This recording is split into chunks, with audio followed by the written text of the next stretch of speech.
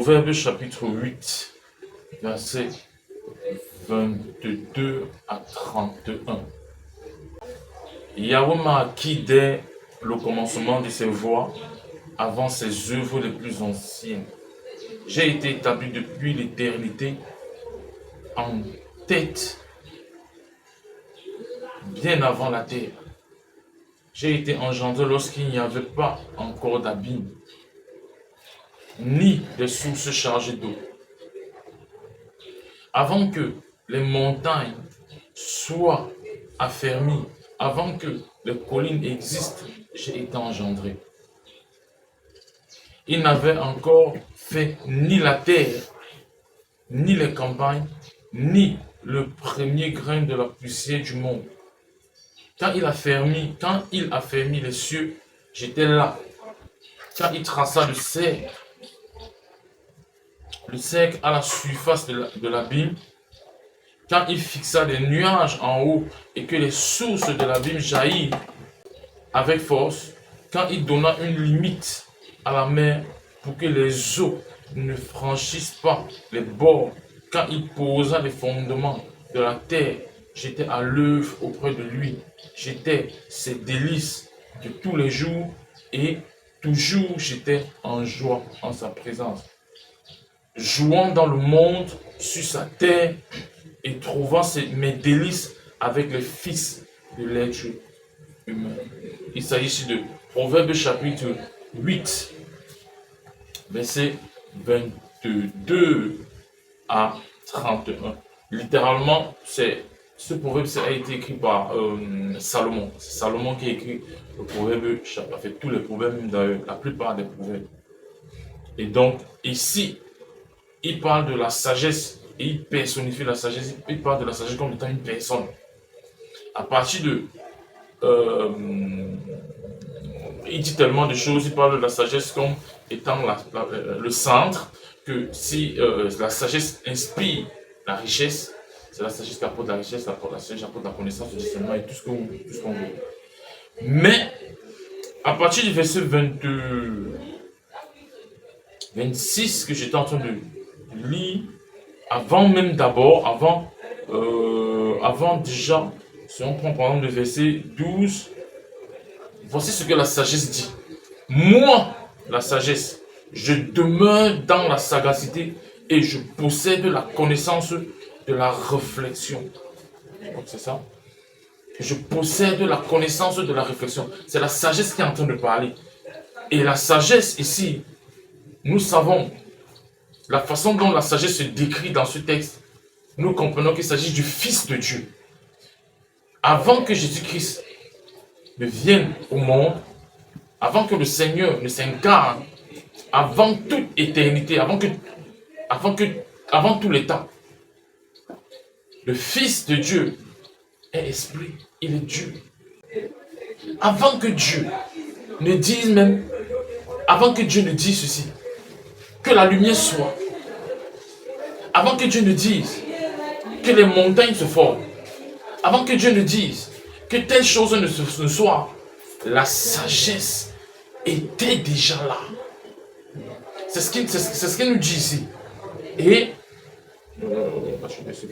il dit, moi d'abord à partir du verset 12, il dit, moi la sagesse, je demeure dans la sagacité, je possède la connaissance et la réflexion. Maintenant je vais au verset 22, il dit, Yahweh m'a acquis dès le commencement de ses voies, avant ses œuvres les plus anciennes. Les œuvres les plus anciennes de Dieu, c'est lesquelles? Ce sont celles que Dieu, qu'on nous raconte dans Genèse chapitre 1, au commencement, Dieu créa le ciel et la terre.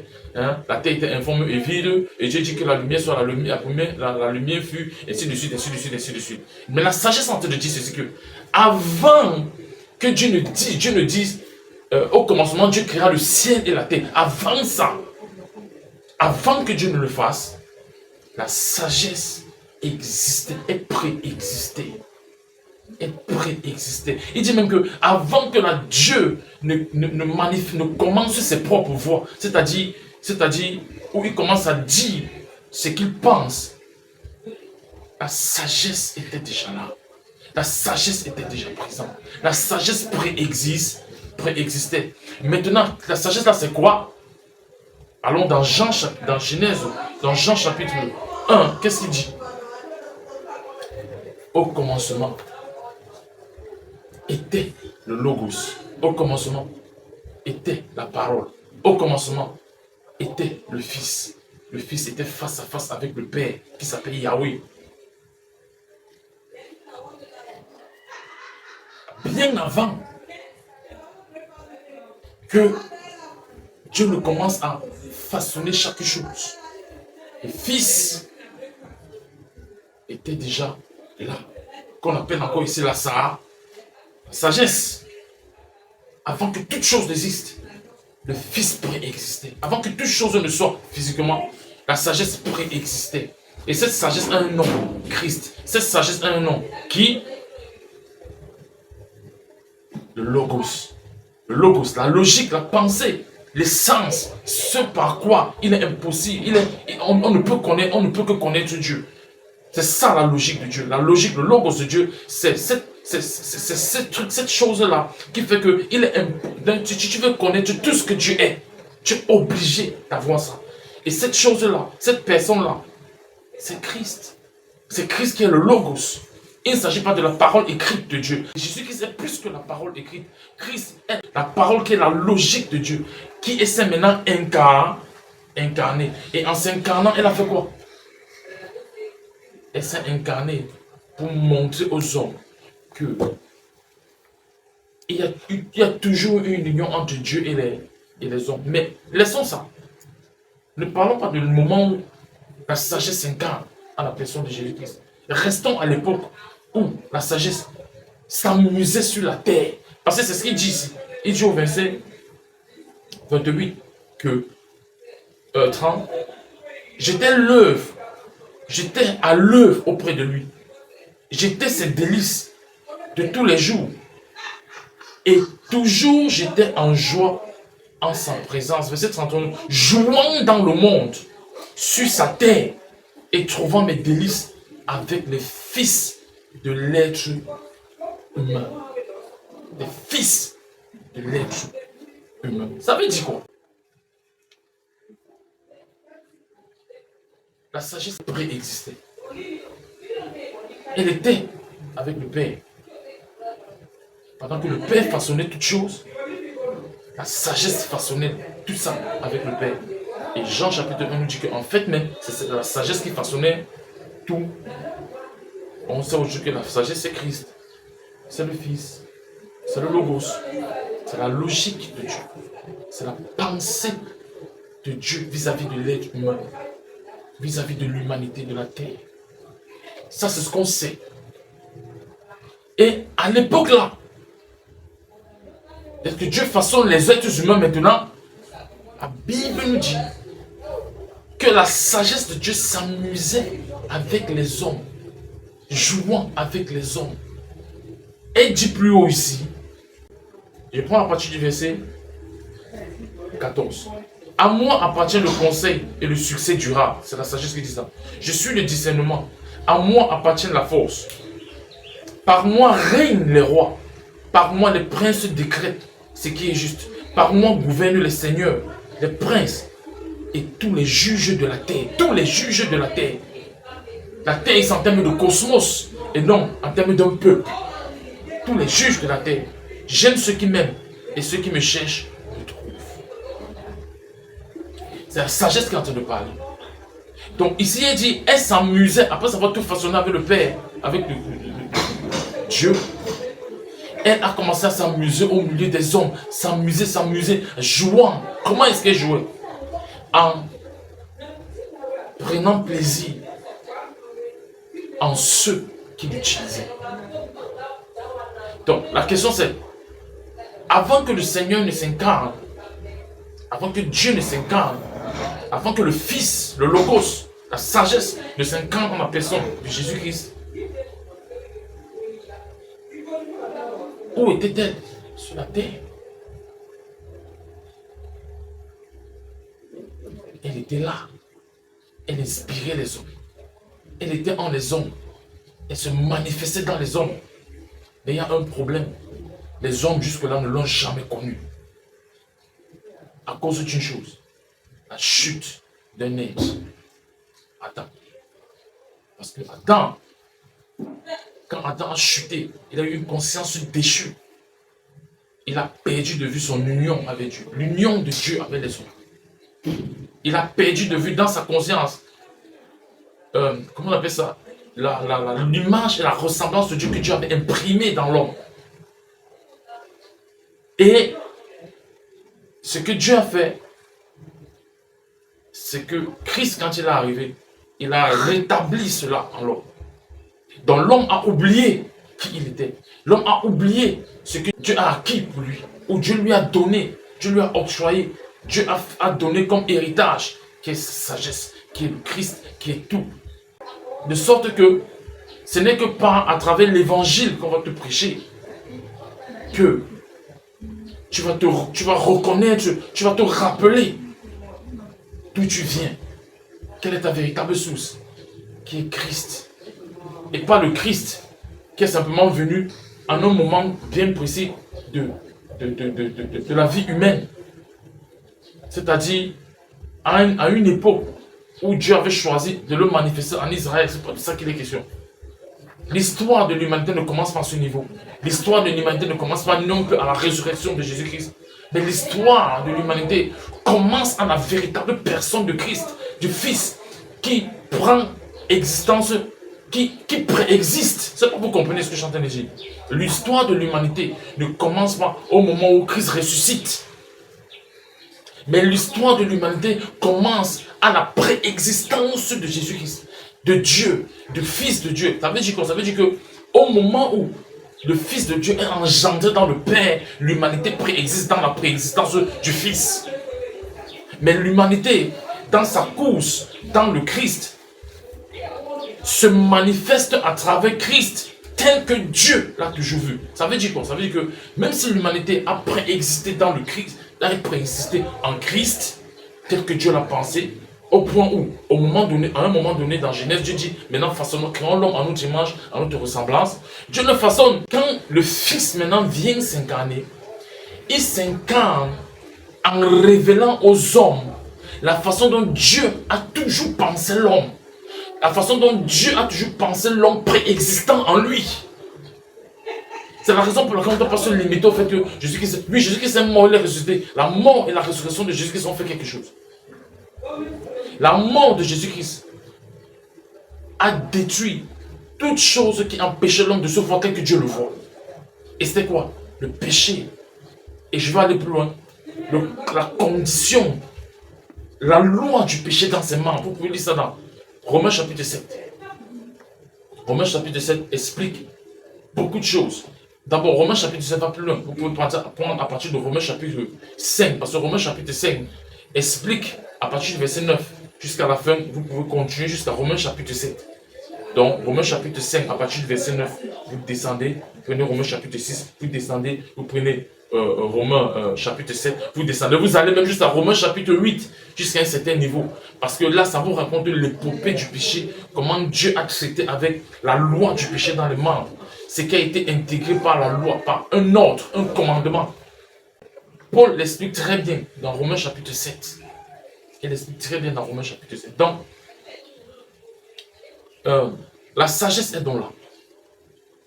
Elle a préexisté. Je reprends ce que j'ai dit, parce que c'est là la plaque tournante. La résurrection a restauré en l'être humain l'image. Jésus-Christ a racheté l'image, pas à la croix. Il a racheté l'image et la ressemblance de Dieu dans la conscience de l'homme, qui a été perdue en Adam.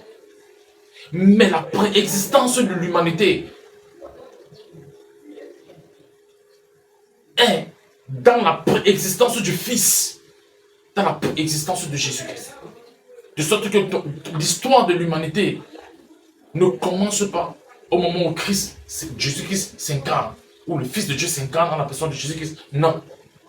Ça ne commence pas non plus à la résurrection. Non. L'histoire de l'humanité commence dans la préexistence du Fils, dans l'éternité.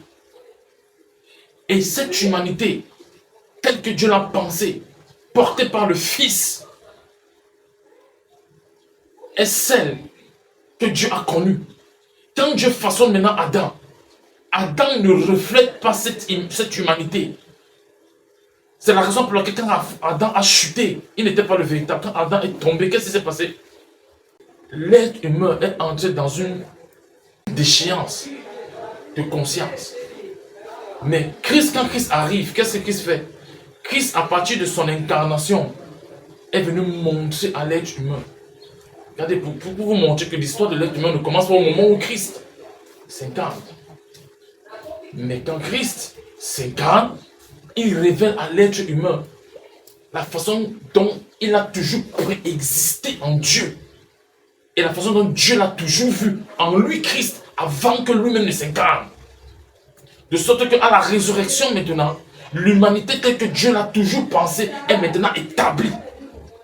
Tu es cette humanité, je suis cette humanité, nous sommes cette humanité. Mais nous ne pouvons expérimenter cette humanité telle que Dieu l'a pensée seulement quand on reconnaît le Christ en soi. Comme le Christ s'est reconnu en chacun d'entre nous. Avant que toute chose n'existe.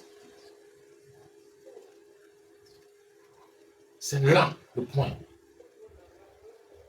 C'est très important. Ça, c'est la première façon de voir. Et cette façon de voir est notoire, elle est très importante. Donc, il est important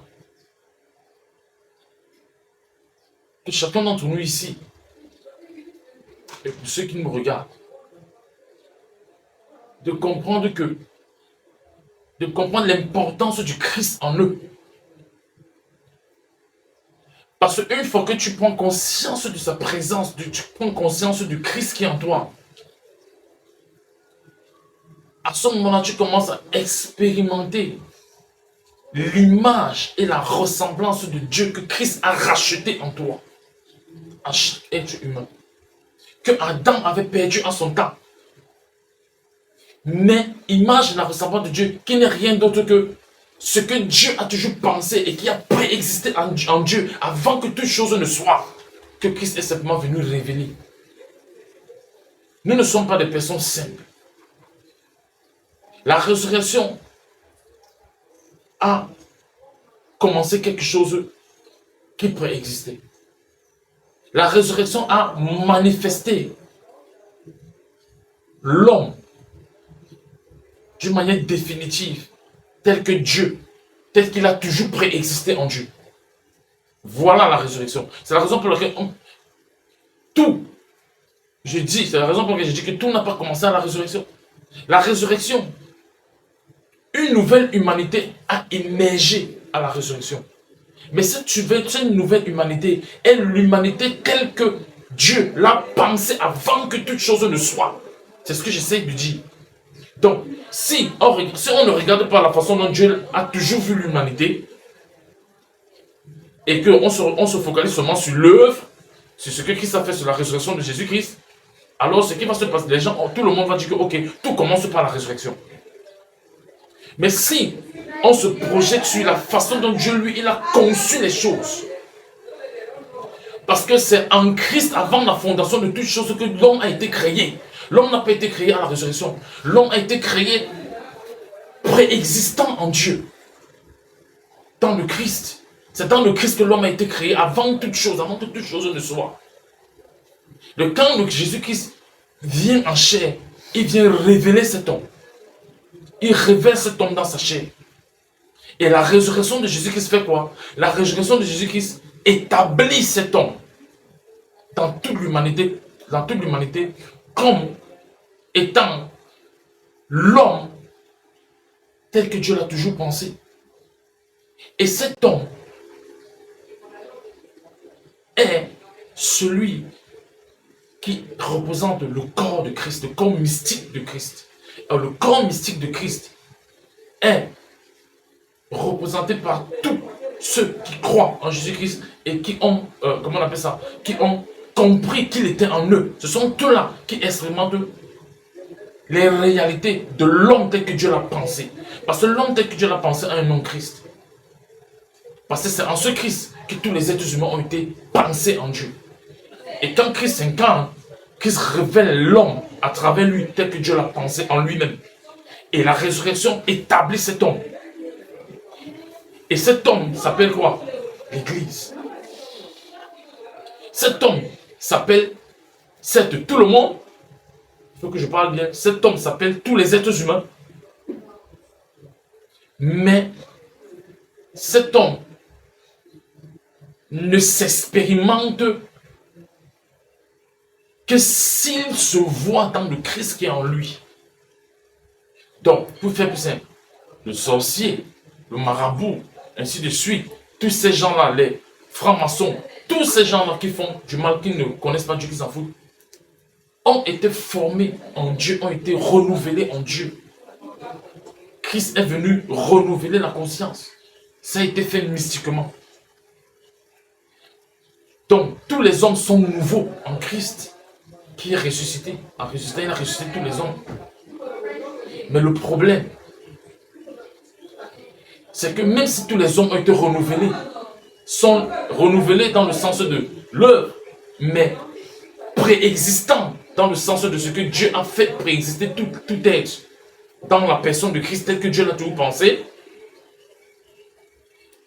eh bien, c'est seuls ceux qui ont compris, qui expérimentent ce Christ qui est en eux, qui font l'expérience de cet être tel que Dieu l'a pensé.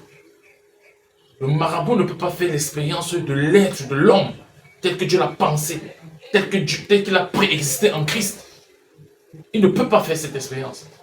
Il faut que tu fasses l'expérience de cet homme mystique, de cet homme puissant dans le Christ. Il faut que tu fasses l'expérience de cet homme. Pour que tu deviennes, pour que tu sois le, comment on dit, l'archétype. Christ est l'archétype. Mais pour que tu expérimentes cet état de choses, il faut que tu voies celui qui est en toi. Et tu vois celui qui a fait préexister cette réalité en Dieu avant toute chose. Qui est venu la manifester dans son incarnation et qu'il a établi dans sa résurrection. C'est très important. Ce que Chantal dit est très important, c'est cardinal. Parce que Christ est en chaque homme. Il est en chaque homme. C'est ça la preuve que tout homme est nouveau en lui. Mais beaucoup de personnes veulent s'arrêter au fait que oui, Jésus-Christ nous a tous ressuscités, nous sommes tous nouveaux en Christ. Mais Dieu ne s'arrête pas là. Dieu veut que tu fasses l'expérience de cette nouveauté. Maintenant, je vais préciser quelque chose. Nous sommes nouveaux en Christ par rapport à l'ancien qui était Adam. Adam était l'ancienne humanité déchue. Christ est la nouvelle humanité qui a été rachetée La nouvelle humanité dans laquelle Christ a racheté l'image de la ressemblance de Dieu qui a été perdue dans l'ancienne humanité qui s'appelle Adam. La nouvelle humanité s'appelle Christ. Donc, cette humanité dans laquelle nous nous trouvons est une nouvelle humanité par rapport à qui? À Adam. Mais cette même nouvelle humanité est l'humanité qui préexiste, c'est-à-dire qui est même avant Adam.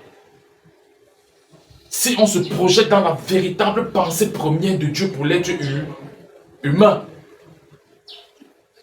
vous dites quoi? Vous dites que quand Christ se manifeste, certes par rapport à Adam, il vient rétablir une nouvelle humanité. Mais par rapport à la pensée première de Dieu, il vient simplement établir ce qui a toujours préexisté en lui-même encore. Nous sommes les êtres préexistants dans le Christ. Que Christ a manifesté, a révélé dans sa résurrection, qu'il a établi dans sa résurrection. Il a révélé dans son incarnation, il a établi dans sa résurrection. Voilà ce que j'aimerais qu'on garde ce dimanche. Que Jésus-Christ, dans son incarnation, a révélé l'être humain tel que Dieu l'a toujours pensé, l'être humain qui a toujours préexisté en lui. Et que dans sa résurrection, il a établi comme un fait, comme étant maintenant la réalité, la nouvelle réalité. Celle sur laquelle on doit se focaliser et non sur l'ancien, et non sur quoi que ce soit, et non sur des réalités intermédiaires. Voilà ce que je veux qu'on garde durant cet enseignement. Nous avons une préexistence. Notre existence en Dieu trouve sa fondation dans le Christ préexistant et non le Christ manifesté.